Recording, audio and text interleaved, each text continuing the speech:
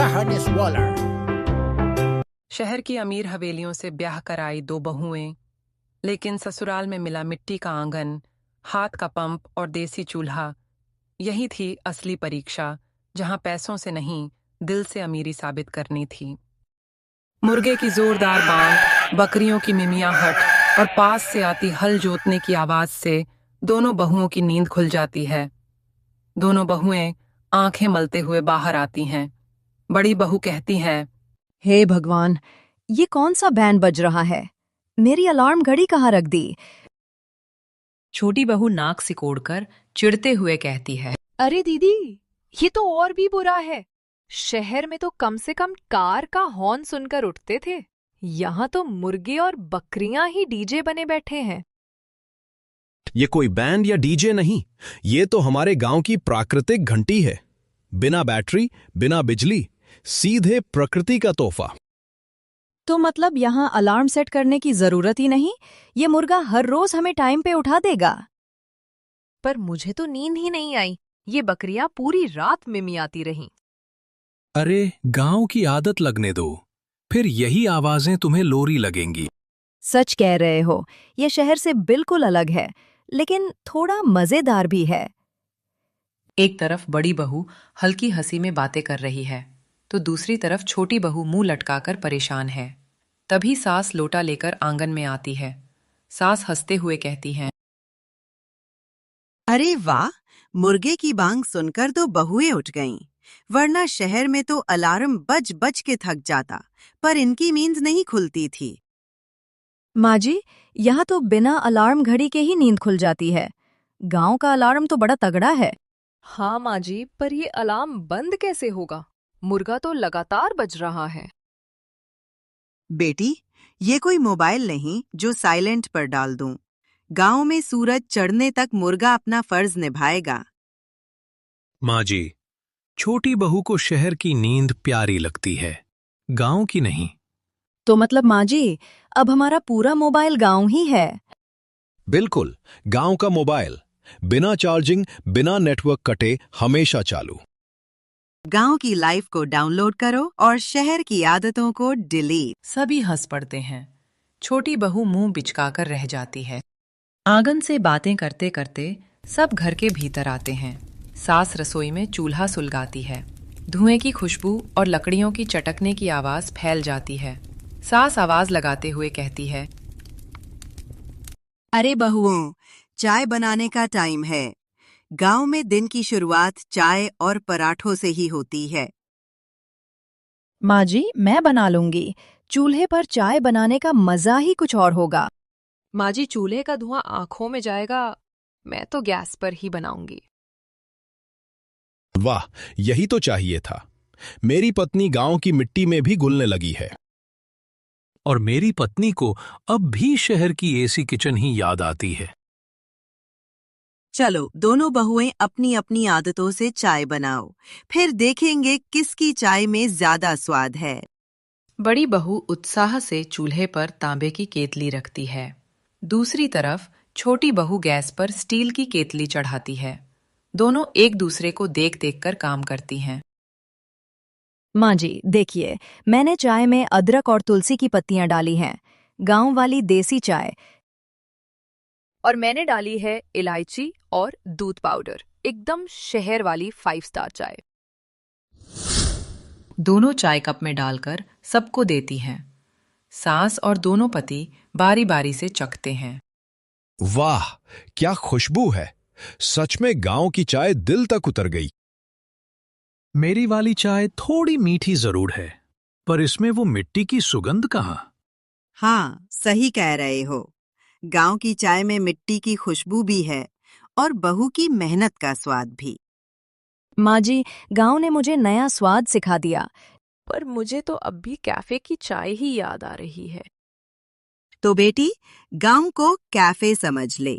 यहाँ हवा मुफ्त है, मिट्टी की खुशबू फ्री है और चाय में प्यार अनलिमिटेड है। छोटी बहू बेमन से चाय पीती है। बड़ी बहू गर्व से मुस्कुराती है। चाय खत्म होने के बाद सास आंगन में बैठती है और पराठे बनाने का आदेश देती है। रसोई में दोनों बहुएं जुट जाती हैं। चलो बहुओं, अब देखूं किसके हाथ के पराठे ज्यादा मजेदार हैं। माँ जी, मैं गांव की तरह मक्खन वाला पराठा बनाऊंगी। मैं तो ऑलिव ऑयल वाला हेल्दी पराठा बनाऊंगी। कम फैट, ज्यादा फिटनेस। अरे वाह, मेरी बीवी तो गांव वाली ठाठ ले आई है।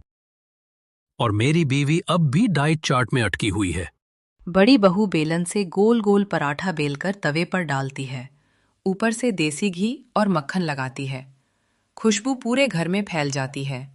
सास खुशबू सूंघते हुए कहती हैं, वाह रे, इस खुशबू ने तो भूख और बढ़ा दी।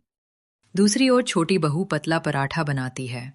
तवे पर ऑलिव ऑयल से सेंकती है और कहती है, देखना माँ जी, मेरा पराठा खाकर आप कहेंगी गांव भी मॉडर्न हो गया। दोनों पराठे प्लेट में सजाकर सबके सामने रखे जाते हैं।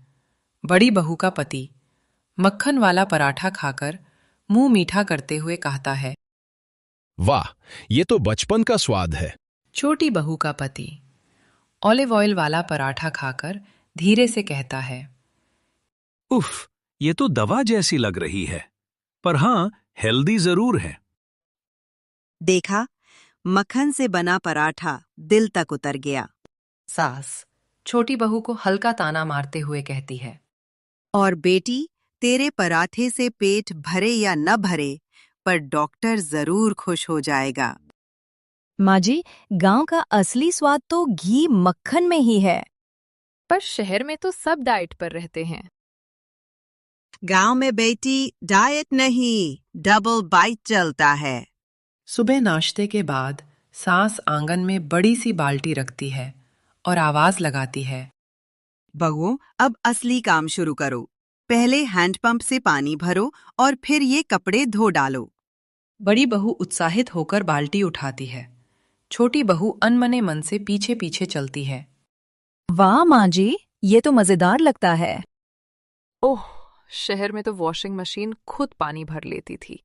यहाँ तो दो दो मेहनत करनी पड़ेगी। बड़ी बहू जोश से हैंडपंप दबाती है। छप छप करके पानी निकलने लगता है। बाल्टी जल्दी भर जाती है। मेरी बीवी तो गांव की असली शेरनी बन गई। छोटी बहू भी हैंडपंप चलाने की कोशिश करती है। पसीना छूट जाता है, लेकिन पानी की पतली धार निकलती है। हे भगवान, ये तो जिम से भी कठिन एक्सरसाइज है। हाँ, लेकिन यहाँ फीस नहीं देनी पड़ती।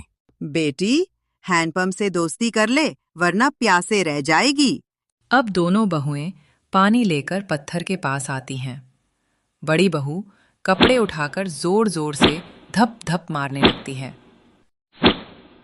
माँ जी, ये तो वॉशिंग मशीन से भी तेज धुलाई है। हाँ, और इसमें करंट भी नहीं लगता। छोटी बहू धीरे धीरे कपड़े रगड़ती है।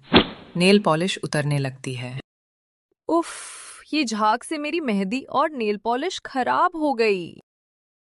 अरे, कपड़े धोने हैं या फैशन शो करना है? देखा, बड़ी बहू के कपड़े सूरज की तरह चमक रहे हैं और छोटी बहू के ऐसे लग रहे हैं जैसे बादल में अटके हों। सब ठहाके लगाते हैं। बड़ी बहू गर्व से धुले कपड़े टांग देती है और छोटी बहू आधे अधूरे कपड़े मुंह बिचकाते हुए टांग देती है। दोपहर का समय है। सास दोनों बहुओं और बेटों को खेत पर ले आती है। अरे वाह माँ जी, मिट्टी की खुशबू कितनी प्यारी है। हे भगवान, ये तो धूल से भरा हुआ है। मेरी स्किन खराब हो जाएगी। बड़ी बहू बिना सोचे समझे खेत में उतर जाती है। धान के पौधों में हाथ लगाती है। देखो, ये पौधे कितने प्यारे लग रहे हैं, जैसे बच्चे। सही कहा, और इन्हें पालना भी बच्चों जैसा ही होता है। छोटी बहू अनमने ढंग से खेत में कदम रखती है। पैर कीचड़ में धंस जाते हैं। माँ जी, मेरी सैंडल कीचड़ में फंस गई। बड़ी बहू जल्दी से हाथ पकड़कर उसे बाहर निकालती है। अरे बहू, खेत में सैंडल नहीं, नंगे पांव उतरते हैं।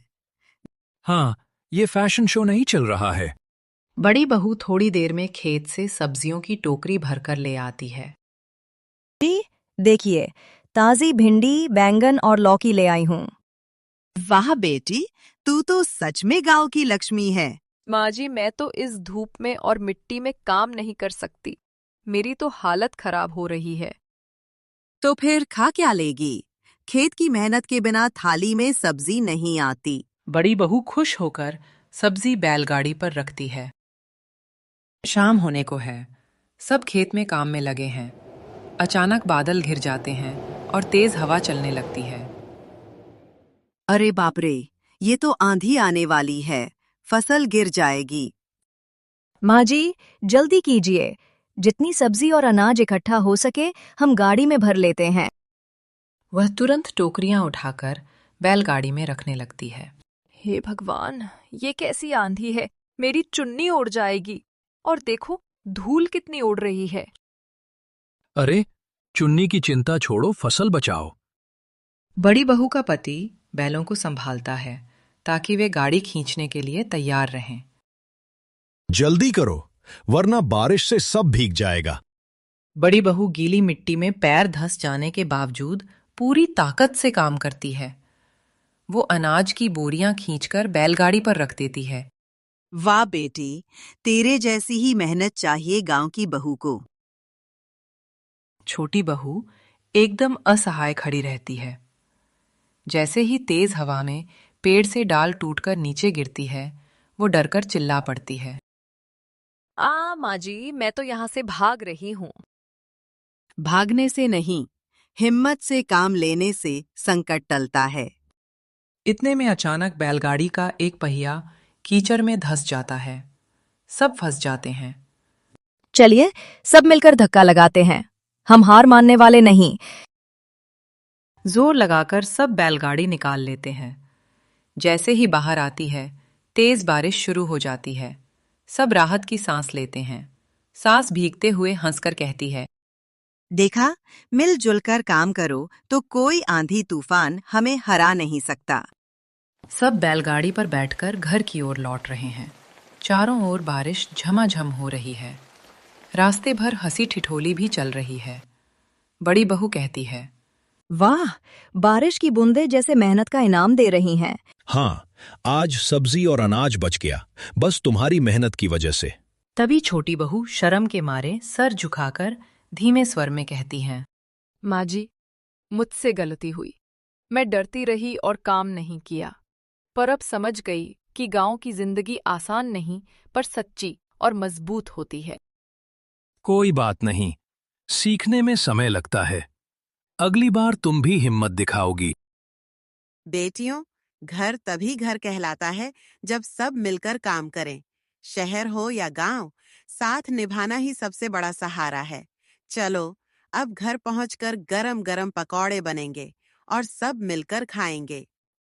संकट और सुख दुख में परिवार की असली ताकत एकता और सहयोग में है। मेहनत से ही जीवन फलता फूलता है और साथ निभाना ही घर की असली नींव है।